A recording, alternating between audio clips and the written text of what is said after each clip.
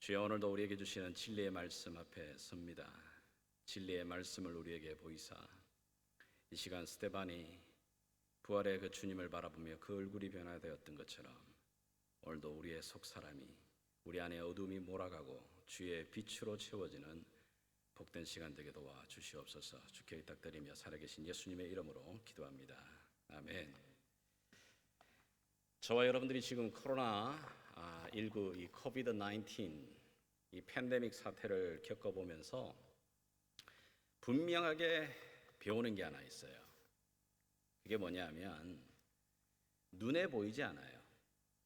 그런데 눈에 보이지 않는 그 실체가 우리가 눈에 보이는 것보다도 더 분명하게, 그리고 눈에 보이는 것보다 더 또렷하게 우리의 삶에 영향력을 줍니다. 그리고 우리의 삶을 움직여갑니다. 우리의 삶에 정말 어마어마한 영향력을 눈에 보이지 않는 그 세계가 지금 영향력을 주고 있어요. 여러분, 우리가 속지 말아야 되는 건 눈에 보이는 게 다가 아닙니다. 눈에 보이지 않는 세계가 분명히 있습니다. 여러분, 우리가 수돗물을 틀면 물 굉장히 깨끗해 보이잖아요. 그러나 사실 그 깨끗해 보이는 물, 현미경을 갖다 들여보게 보면 그 속에 수많은 대장균, 세균들이 있습니다. 저도 여기 들어올 때에 세니타이저 손 씻었거든요. 그렇지만 여러분, 굉장히 손 깨끗해 보이지만 여러분, 여기 정말 이 현미경으로 들여다보게 되게 되면 보이지 않는 곳에 여전히 세균 묻어 있습니다. 하늘을 보십시오. 하늘 보면 구름 외에 별로 보이지 않아요. 그러나 허블 망원경으로 만약에 그 하늘을 쳐다보면 그 보이지 아니하는 수많은 별들이 보이기 시작합니다. 눈에 보이지 않는데 분명히 눈에 보이지 아니하는 세계가 있습니다. 믿음의 세계도 마찬가지입니다. 믿음의 눈이 열리게 되면 바로 이 보이지 아니하는 세계가 보이기 시작합니다. 보이지 아니하는 그 세상이 내 삶에, 지금 삶에 영향력을 주고 나의 삶을 이끌어가는 힘을 경험하게 됩니다. 눈에 보이지 않는 세계에서 일어나는 그 일들이 우리 삶에 어마어마한 영향력을 주는 것처럼 오늘도 보이지 아니하는 이 하나님의 나라, 하나님의 그 손길, 하나님의 그 인도하심이 우리의 삶 가운데 경험되어지게 되면 오늘 현재의 우리의 삶에 막대한 영향력을 줍니다. 그렇게 살아간 사람들 있을까요? 그럼요. 저와 여러분들이 펼치고 있는 이 구약의 수많은 믿음의 사람들, 성경에 나타나는 수많은 믿음의 사람들이 바로 그런 삶을 살았습니다. 우리 창세기에 나타나는 우리 믿음의 족장들, 아브라함, 이삭과 야곱, 요셉 같은 많은 사람들. 여러분, 아브라함이 75세 때 하나님께 부름을 받습니다. 그리고 하나님께 축복의 약속을 받습니다. 내가 너로 반드시 복을 주어서 너의 자손을 번성케 하겠고 너를 민족의 아비로 삼겠다. 그러나 그가 75세 때 부름을 받아서 자녀를 얻기까지는 99세가 되어도 얻지를 못했습니다. 25년이라고 하는 그 긴 시간 동안 그의 눈에 아무것도 보이지 않았습니다. 손에 아무것도 잡히지 않았어요. 그런데 그 긴 시간을 뭘로 견뎌내죠? 그럼요, 믿음입니다. 약속을 붙드는 겁니다. 마침내 그 약속을 붙들고, 물론 우여곡절이 많았지만은 그 약속을 붙들면서 왔을 때에 자신의 이 죽은 고목과도 같은 그 몸에서 생명을 얻습니다. 다윗은 어떤가요? 다윗은 하나님께 분명히 사무엘을 통해서 기름 부음을 받았습니다. 너가 왕이 될 것이다. 그러나 그가 왕이 된 것은 10년 동안의 이 도망자의 삶을 지냅니다. 그리고 마침내 사울이 죽어요. 길보아산 전투에서. 이제는 하나님께 기름 부음을 받은 사람은 다윗밖에 없습니다. 그럼에도 불구하고 다윗이 이스라엘의 왕이 된 것은 7년 반이 지난, 합이 17년 6개월이 지난 다음에야 왕이 돼요. 그 긴 시간을 뭘로 견디죠? 그럼요, 하나님이 주신 그 약속 하나 붙드는 겁니다. 여러분, 이러한 믿음의 삶을 살았던 아마 대표적인 신약의 인물을 우리가 뽑는다면 우리가 사도 바울을 꼽을 수 있을 것 같습니다. 사도 바울의 삶을 한번 생각해 보십시오. 성경에 나타나고 있는 이 사도 바울의 삶을 추적해 보면 한 사람이 정말 이런 고난과 어려움을 견뎌낸다는 게 아마 우리 같으면 못할걸요. 그 어려운 시간들, 삶의 무거운 짐들, 그 많은 것들을 능히 감당할 뿐만 아니라 견뎌낼 뿐만 아니라 그걸 통해 오히려 뭐냐면은 놀라운 하나님의 은혜들을 경험합니다. 그리고 하나님이 자기에게 주셨던 그 미션을 컴플리트하게 완수하는 그 자리에까지 이르게 됩니다. 어떻게 이게 가능했을까? 눈에 보이지 아니하는, 그럼요, 눈에 보이지 아니하는 세계를 보는 영적인 시각이 그에게 있었습니다. 그 눈이 열려 있었습니다. 오늘 본문에 바로 그 바울의 그 믿음의 고백을 말하고 있습니다. 그가 평생에 몸부림치면서 간절하게 알기를 원했던 두 가지, 붙들기를 원했던 그 두 가지를 뭐라고 말하고 있죠? 그럼요, 예수 그리스도 그분의 십자가와 그리고 고난 그리고 부활의 권능입니다. 자, 여러분, 바울이라는 사람은 하나님께 정말 특별하게 선택을 받은 사람입니다. 그 사실을 사도행전 우리가 9장을 보게 되면 나오는데요. 한번 여러분 읽어보겠습니다. 같이 읽습니다. 시작. 주께서 이르시되 가라, 이 사람은 내 이름을 이방인과 임금들과 이스라엘 자손들에게 전하기 위하여 택한 나의 그릇이라. 그가 내 이름을 위하여 얼마나 고난을 받아야 할 것을 내가 그에게 보이리라 하시니. 자, 보십시오. 여기 하나님 분명히 말씀하잖아요. 이 사람은 내가 택한 사람이야. 특별히 내가 이방인의 임금들과 모든 사람들을 위해 내가 특별하게 준비한, 그래서 하나님을 만나는 것도 특별한 사건으로 그가 만나게 되죠. 특별한 사건을 통해 특별한 부름을 받은 특별한 선택을 입은 사람입니다. 자, 그러면 그렇게 특별하게 하나님이 선택했다면 바울이 하나님의 일들을 감당하고 하나님의 사역을 감당하게 나갈 때에 길을 열어주셔야 되는 거 아니에요? 정말 이렇게 레드 카펫을 걷는 그 정도는 아니더라도 어려움은 없게 만들어 주셔야지. 가는 곳곳마다 정말 뭔가 놀라운 일들이 일어나야 되지 않겠어요? 그러나 우리가 살펴보게 되게 되면 그가 가는 곳곳마다 세워졌던 교회는 그의 고난의 그리고 눈물의 기도의 씨앗으로 만들어진 세워지는 교회들입니다. 여러분, 성경에 나타나는 바울이 경험했던, 바울이 가졌던 그 고난들, 그 고난들의 그 종류들, 유형들이 어떤 것들이 있습니까? 우리 간단하게 살펴보면 고린도후서 12장 7절에 그가 말합니다. 먼저 첫 번째, 그에게는 육체의 가시가 있었어요. 이 육체의 가시, 그가 말하기를 내 육체의 가시 곧 사탄의 사자, 그 사탄이 심어준 가시와 같은 게 있는데 이것을 없애달라고 하나님께 간절하게 기도를 해도 없어지지 아니하는 육체의 가시, 아픔이 있어요. 고통이 있어요. 물론 이것이 성경학자들마다 이것이 안질인지 아니면 이것이 간질인지 많은 해석이 있습니다만은, 그러나 생각해 보십시오. 이 육체의 고통이 기도해도 없어지지 아니하는, 그런데 놀랍게도 이 육체의 고통이 그의 일평생 동안 함께 가는 겁니다. 그뿐만 아니죠. 정신적인 고난도 있습니다. 가는 곳곳마다 그가 도전을 받습니다. 어떤 도전을 받죠? 사도성에 대한 도전을 받습니다. 너 가짜 아니야? 너 진짜 예수의 사도가 맞냐? 이런 고난은 믿지 않은 사람들로부터 오는 게 아니고 예수를 같이 믿고 교회 안에 있는 그 지체들로, 형제들로부터 오는 거예요. 그러하기에 바울에게 있어서는 이 고난이 더 아픈 고난이었습니다. 뿐만 아니라 그에게는 정말 죽음의 고통과도 같은 환경을 통한 고난들이 있었습니다. 고린도후서 11장에 이 고난들에 대해서 잘 설명을 하죠. 좀 길지만 우리 같이 한번 읽어볼까요? 같이 읽습니다. 시작. 저희가 그리스도의 일꾼이냐 정신없는 말을 하거니와 나도 더욱 그러하도다.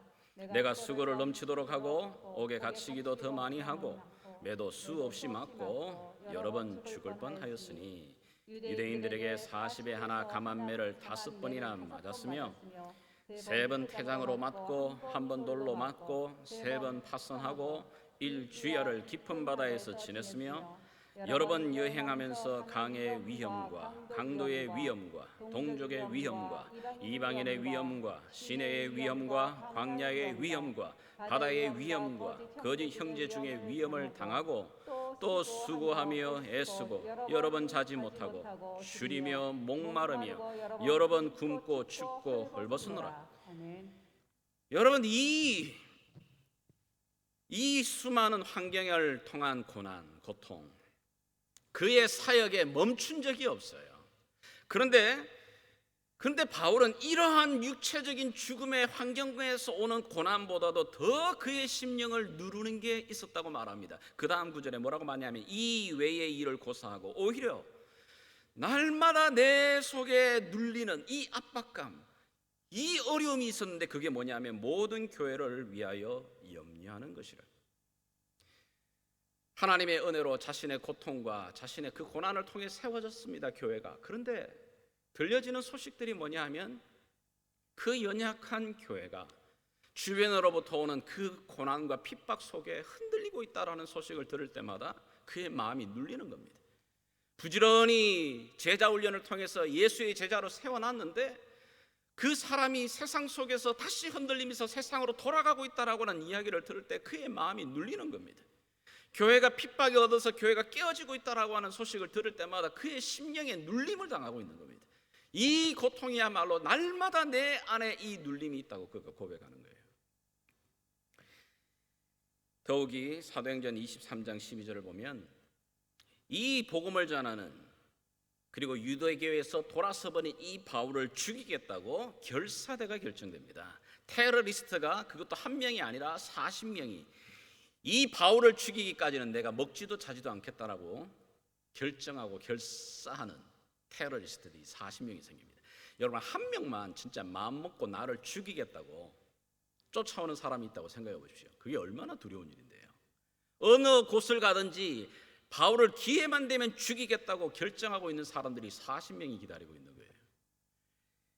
여러분, 이런 수많은 고난을 겪고 어려움을 당하다 보니 바울의 그 심령 속에서도 고린도후서 1장 8절을 보게 되면 오죽했으면 이런 말을 합니다. 같이 한번 읽겠습니다. 형제들아, 우리가 아시아에서 당한 환난을 너희가 모르기를 원하지 아니하노니 힘에 겹도록 심한 고생을 받아 살 소망까지 끊어지고 이번엔 정말 죽었구나. 이제는 여기서 끝이 나는 거구나 진짜. 그런 마음의 절망이 들어오는 그 순간에 때가 있었음을 고백하고 있는 겁니다.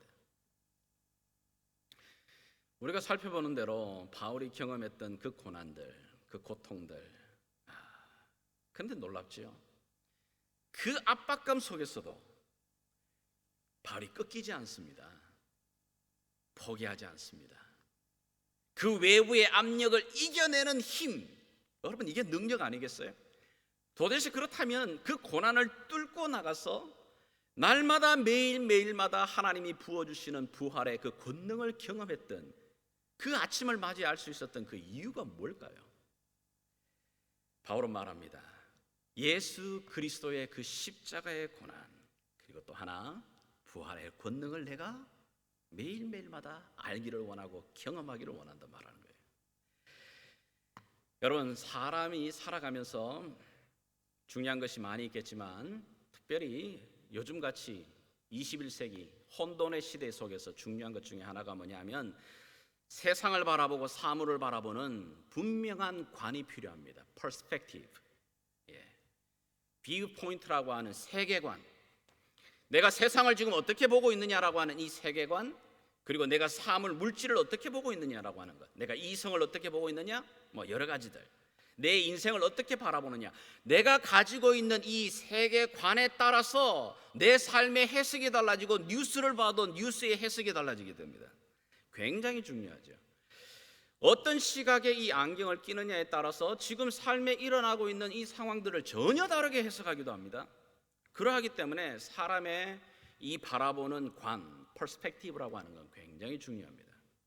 바울에게는 이 세상을 바라보고 자신을 바라보는 그 분명한 안경, 세계관이 있었습니다.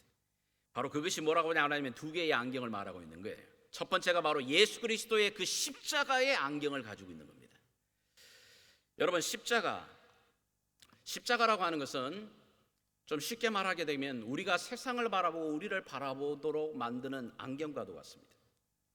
십자가를 통과했으면 십자가를 통해서만이 분명하게 보이는 세계가 있습니다. 십자가를 통과하지 않으면 절대 보이지 아니하는 세계가 있어요.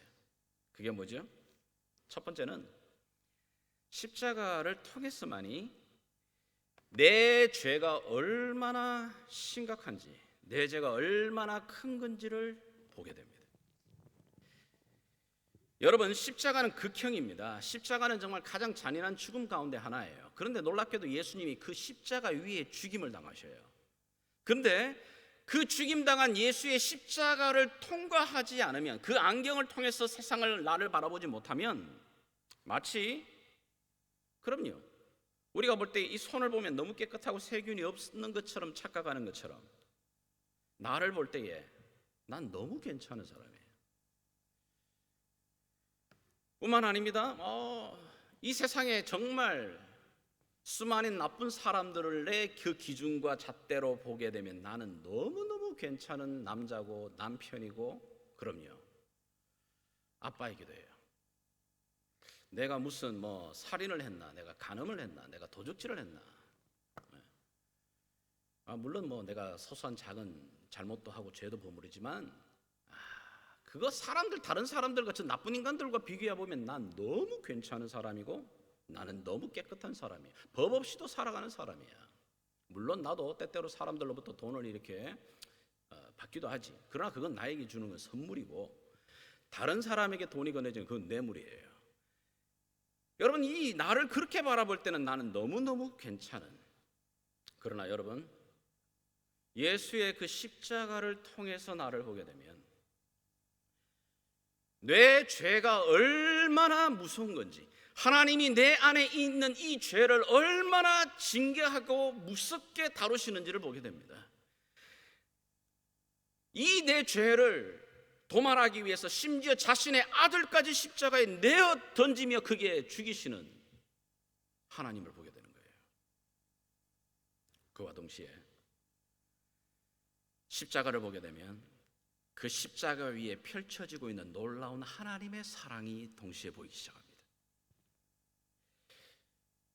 여러분, 지금 이런 팬데믹 상황, 이런 어려운 시기를 당할 때 여러분, 정말 여전히 하나님이 나를 사랑하신다는 이 사랑이 느껴집니까? 이런 어려운 시기 속에서 우리가 살아갈 때 하나님 정말 여전히 나를 붙들고 계셔. 비즈니스도 어렵고 신앙생활도 쉽지 않고 모든 것이 막히는 것 같고 어려운 고난을 맞이하게 될 때 정말 도무지 하나님의 사랑이라야 하는 것이 여러분 느껴지지 않을 때, 아니, 하나님 사랑이라는 이런 말 이제 하도 들어서 이제는 식상해가지고 하나님 사랑, 십자가의 사랑 말해도 전혀 내 마음 가운데 감동도 없고, 그럼요, 느낌도 없고 흥분도 없고.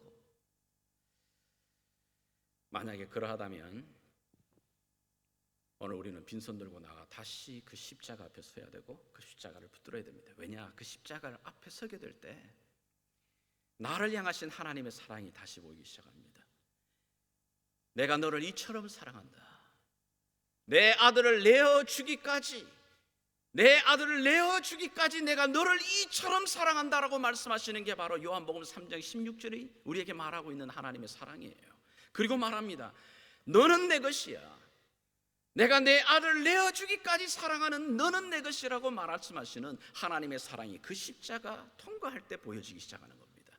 나는 그냥 단순하게 내 사랑하는 사람이 나를 사랑해줘도 그 사랑 때문에 내가 기쁘기도 하고 즐겁기도 한데, 그런 사람이 시시때때로 변하는 사람의 사랑이 아니라 변치 아니하시는 전능하신 하나님이 나를 사랑한다는 이 십자가의 사랑이 내 안에 들어오기 시작할 때 능히 이 시간들 광야를 걸어냅니다. 사도 바울은 이 놀라운 사실을 그가 로마서에서 뭐라고 고백하죠?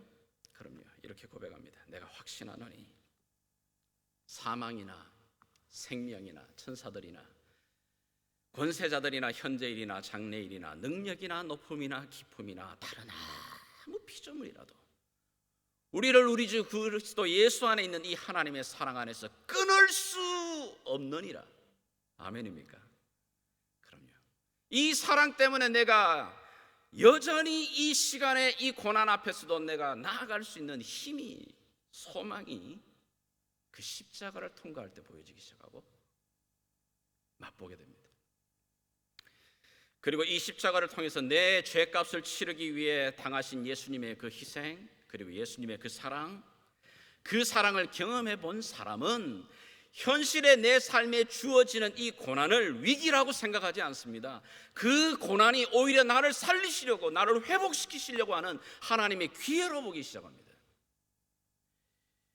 바울 자신도 이 십자가의 고난, 그리고 하나님의 그 변함없는 사랑을 그가 통과했기 때문에 자신에게 다가오는 그 고난을 오히려 어떻게 해요? 자신을 더 겸손하게 만드는 자리로 나가게 만드는 기회로 삼습니다. 여러분, 고린도후서 그가 말합니다. 내가 이 아시아에서 당한 이 고난, 죽을 소망까지 다 끊어져 버린, 이젠 정말 죽었구나라고 하는 그 고난의 시간을 맞이하게 하시는 그 이유가 뭐냐? 9절에 이렇게 말을 하죠. 우리 마음에 사형 선고를 받은 줄 알았으니 그 이유는 우리로 자기를 의지하지 말고 오직 죽은 자를 다시 살리시는 하나님만 의지하게, 그 나의 시선을 다시 그분에게 돌려 죽은 자를 살리신 하나님을 의지하도록 만드시는 기회로 지금 받아들이고 있는 겁니다. 빌립보서에서도 그가 로마의 감옥에 갇혀 있습니다. 이제는 인생의 말년에 머리도 희끗희끗하고 육체도 건강하지 못한 상태에서 로마 감옥에 오랫동안 2년이나 갇혀 있는 그 모습을 보며 소식을 듣고 빌립보 성도들이 너무너무 염려하고 걱정합니다. 그런데 염려하고 걱정하는 그 빌립보 성도들을 말해 뭐라고 말하죠? 편지를 쓰면서 얘들아, 걱정하지 마라. 너희들이 걱정하는 나의 이 매임, 나의 이 묶임을 통해 우리가 아직까지 한 번도 가보지 못했던 그 복음의 새로운 지경이 지금 열려지고 있어. 로마 황제의 그 시위대안과 예수께서 나를 부르시면서 말씀 약속하셨던 모든 이방인들의 임금 앞에 서서 내가 복음을 전하는, 로마의 황제 앞에서 지금 복음을 전하는 그 일이 지금 펼쳐지고 있다고 그가 말하고 있는 겁니다. 십자가는 어려울 때마다 하나님이 나를 얼마나 사랑하시는지, 나를 얼마나 포기하지 않으시는지를 리마인드 해주는, 그리고 그 십자가의 안경을 쓰게 되면 이 고난의 시간을 뚫고 나갈 수 있는 소망과 힘을 주시는, 그럼요, 우리를 향하신 하나님의 놀라운 축복입니다. 십자가만이 오늘도 나와 여러분들이 이 땅을 걸어가면서 내가 누구인지, 그리고 내가 어디를 향해 걸어가야 되는지, 내가 무엇을 목적으로 삼아야 되는지를 분명하게 보여주는 안경입니다. 두 번째는 바울이 그 말할 수 없는 고난과 아픔의 시간들을 가지고 있음에도 불구하고 낙담하지 않고 날마다 새로움을 경험할 수 있었던 그 비결, 두 번째를 뭐라고 말하죠? 부활의 권능이라고 말해요. 고린도후서 4장 11절과 우리 16절 말씀을 한번 읽어나가 보도록 해보겠습니다. 같이 한번 읽어볼까요? 시작. 우리 살아있는 자가 항상 예수를 위하여 죽음에 넘겨짐은 예수의 생명이 또한 우리 죽을 육체에 나타나게 하려 함이라. 그러므로 우리가 낙심하지 아니하노니 우리의 그 사람은 낡아지나 우리의 속 사람은 날로 새로워지도다. 여기 굉장한 역설이 나타나죠. 패러독스가 나와요. 뭐라고 말하냐면 내가 예수의 죽음을 몸에 짊어진다, 십자가를 경험하는 거잖아요. 고난을 경험하는데 그 고난과 고통의 삶에서 내가 무너지는 게 아니고, 망하는 게 아니고, 꺾이는 게 아니고, 그 고난의 십자가 속에서 내가 뭘 경험한다고 말하고 있죠? 날로 새로워지고 있다고 말하고 있는 겁니다. 물론 여러분, 십자가를 지는 게 쉬운 게 아니에요. 우리가 바울의 고난을 봤잖아요. 고난이 있습니다. 어려움이 있습니다. 아픔이 있습니다. 힘듭니다. 그런데 이상하죠? 그 십자가를 지고 나가는데 그 사람은 날마다 그 고난 때문에 낡아지기도 하고 약해지기도 하고 쇠약해지는데 우리의 속 사람이 어떤 일이 벌어지죠? 더 분명해집니다. 우리의 영안이 더 또렷해집니다. 우리가 가야 할 길이 더 분명해집니다. 이 죽음 이후가 더 분명하게 보이기 시작합니다. 이 세상의 끝 속에서 무엇이 더 붙들어야 될 것인지에 대한 분명한 시각이 보여지기 시작합니다. 그래서 바울이 고백합니다. 나는 날마다 죽노라. 여러분, 죽으면 무엇을 경험하죠? 부활을 경험합니다. 부활을 경험하려면 첫 번째가 뭐죠? 죽어야 되죠. 십자가를 지고 죽어야 부활을 경험하지. 그 부활을 어떻게 경험하겠어요? 그가 말하는 겁니다. 그래서 내가 날마다 이 십자가를 지는 이 죽음 앞에 서기를 원하는 게 뭐냐면 부활을 경험하기를 원하는 겁니다. 그 속에서 더 분명하고 또렷해지는 하나님이 주시는 이 부활의 권능을 내가 경험한다. 또 다른 역설을 18절에서 이렇게 말하고 있습니다. 18절 같이 읽습니다. 시작. 우리가 주목하는 것은 보이는 것이 아니요 보이지 않는 것이니 보이는 것은 잠깐이요 보이지 않는 것은 영원함이라. 보이는 것으로 보면서 살아가는 게 아니고 바울이 뭐라고 말하죠? 보이지 않는 것, 그것에 초점을 두고 살아가는 눈이 열리기에 그 시선이 분명해지기 시작합니다. 여러분, 세상의 모든 사람들이 오늘 또 이 코로나 바이러스의 이 두려움과 공포 안에서도 여러분, 그들이 붙들며 살아가기 위해서 몸부림치는 게 뭐죠? 손에 잡히는 거 잡으려고 눈에 보이는 것을 쫓아갑니다. 내 이 혀에 만족되는 것을 쫓아갑니다. 내 몸으로 느껴지는 그것을 붙들려고 자신의 모든 것을 내어서 던지면서 나가는 게 이 세상입니다. 근데 성경은 우리에게 뭐라고 가르치냐면, 아니, 눈에 보이는 게 아니고 눈에 보이지 아니하는 게 영원한 것이야. 눈에 보이는 너희 손에 지금 잡히고 있는 것 같고 눈에 보이는 것, 그것은 잠깐이야. 여러분, 우리 눈에 지금 바라보고 있는 이 거대한 세상의 나라들, 어마어마한 회사들, 제가 예언을 하나 하죠. 시간 앞에 다 사라집니다. 언젠가는 없어집니다. 여러분이 아무리 유능한 컴퍼니도 300년 넘어가는 컴퍼니가 있는지 보셔요. 큰 제국도, 로마 제국도 500년 지나면서 무너집니다. 지금까지 역사 가운데 그 수많은 제국들, 강력했던 황제들, 부와 종기를 가졌던 수많은 사람들, 시간 앞에 모두 사라집니다. 없어집니다. 눈에 보이는 것 그렇게 잠깐이라고 말하고 있습니다. 그런데 눈에 보이지 않는 것, 하나님 눈에 보이지 않아요. 천국까지요? 눈에 보이지 않습니다. 우리 하나님이 만드신 사람의 영혼, 눈에 보이지 않아요. 믿음, 소망, 사랑 눈에 보이지 않습니다. 그런데 영원합니다. 믿음의 사람들이, 성경이 우리에게 가르쳐준 진리는 우리는 눈에 보이는 것을 쫓아가며 살아가는 사람들이 아니고 눈에 보이지 아니하는 이것이 영원한 줄 알아. 이 시선을 붙들며 살아가는 거다. 이 시선에 초점을 맞출 때 날마다 내 삶 가운데 하나님이 부어주시는 이 부활의 권능, 다시 새로워지는 하나님의 이 은혜를 경험하게 된다고 말하고 있는 겁니다. 믿음의 삶이라는 것을 히브리서 11장은 우리에게 분명히 말하죠. 뭐라고 말하죠? 믿음은 바라는 것들의 실상이다. 그리고 보이지 못하는 것들의 뭐라고요? 증거다.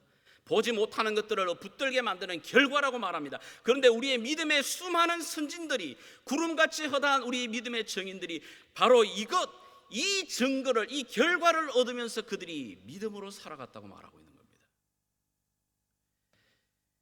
믿음의 삶이라는 건 뜬구름 잡는 삶이 아닙니다. 내일 없는 허무주의에 빠지는 것도 아니에요. 믿음의 삶은 분명하게 보이진 않는데 분명한 세계가 있음을 믿고 사는 겁니다. 마치 여러분, 세상에 많은 모든 믿지 않는 사람들은 무엇에 집중하냐면 나무의 열매에다 집중을 합니다. 이 열매가 얼마나 탐스러운가, 이 열매가 얼마나 화려한가, 이 열매가 얼마나 많이 맺혔는가, 눈에 보이는 그 열매에다 집중합니다. 그런데 성경은 우리에게 뭐라고 말하냐면, 아니, 열매도 중요하지만 그 열매보다 더 중요한 눈에 보이지 아니하는 뿌리에 너의 시선을 두라고 말하고 있는 겁니다. 왜죠? 뿌리가 어느 순간에 말라버리게 되면 눈에 보이는 그 좋은 탐스럽던 열매는 한순간에 되어 썩어 말라 비틀어져 버립니다. 그 뿌리에 집중해서 살아가게 되게 되면 언젠가 그 뿌리로부터 생기를 얻어, 생명을 얻어 마지막 때의 요한계시록을 펼치면서 우리에게 뭐라고 말하죠? 하나님이 만드신 그 생명나무 시절을 쫓아 생명수가 흐르는 그곳에서 그 뿌리로부터 생명나무로부터 열매가 맺어 그 과실을 먹게 됨에 대한 소망을 우리에게 말하는 겁니다. 구약의 많은 이야기들 중에 광야의 40년을 이스라엘 백성들이 지내보면서 하나님은 그들에게 많은 은혜를 베푸십니다. 광야에 물이 없을 때 물을 주십니다. 먹을 것이 없을 때 만나를 주십니다. 그 때앗볕 앞에 지나갈 때 구름 기둥으로 불 기둥으로 인도를 하십니다. 그들이 의복이 헤어지지 않습니다. 발이 부르튼 적이 없습니다. 그럼요, 줄인 적이 없습니다. 여러분, 그런데 하나님이 뭐라고 말씀하십니까? 너희들이 이 광야를 걷는 동안에 너희들이 발이 부르트지 않고 줄이지 않았고 목마르지 않았는 것, 그래, 그것도 감사한 일이야. 그것도 참으로 축복된 일이야. 그러나 너희가 기억해야 될 게 있어. 이 광야를 지나는 동안에 사람이 떡으로만 사는 게 아니고 하나님의 입에서 나오는 영원한 말씀으로 살아가는 것임을 너희가 기억해야 돼. 하나님이 주시는 은사도 좋고 하나님이 우리의 기도에 응답으로 주시는 축복, 선물도 중요합니다. 그런데 믿음의 사람들은 그 열매보다도 더 중요한 것은 그 열매를 공급하시는 하나님, 그 열매의 근원이 되시는, 축복의 근원이 되시는 하나님, 그 하나님께 시선을 두며 살아가는 삶. 그럴 때 바울이 경험했던, 그럼요, 그 날마다 새로워지게 되는 이 축복의 은혜, 부활의 권능을 경험하게 됩니다. 오늘 저와 여러분들이 살아가는 이 믿음의 삶에 우리의 발목을 잡고 우리를 힘들게 만드는 건 오늘 우리 눈에 보이는 현실이 아니에요. 이 현실이 우리를 묶어맨다고 착각하지 마십시오. 그게 아니고 우리 눈에 보이지 아니하는 이 세계가 또렷하게 보이지 않기 때문에 그렇습니다. 눈에 보이지 아니하는 하나님의 이 손길이 분명하게 보이지 않아서 그래요. 눈에 보이지 아니하시는 하나님의 이 약속이 내 안에 분명하게 잡히지 않아서 그런 겁니다. 오늘 다시 한번 이 한 주간을 우리가 이 광야 가운데 걸어가겠지만 하나님 우리에게 이 믿음의 눈을 열어주십시오. 그리고 분명하게 이 믿음의 실체가 있음을, 주님, 보이지 않는 이 바이러스 때문에 온 세상이 지금 이 야동치는 이 속에 우리의 시선은 보이지 아니하는 하나님, 그러나 분명한 하나님의 그 손을 의지하며 붙들며 살아가는 주의 백성들, 주의 은혜의 삶을 살 수 있도록 우리를 도와주시옵소서. 이 은혜의 길들이 저와 여러분에게 새로워지기를 주 예수의 이름으로 축복하며 기도합니다. 기도하겠습니다.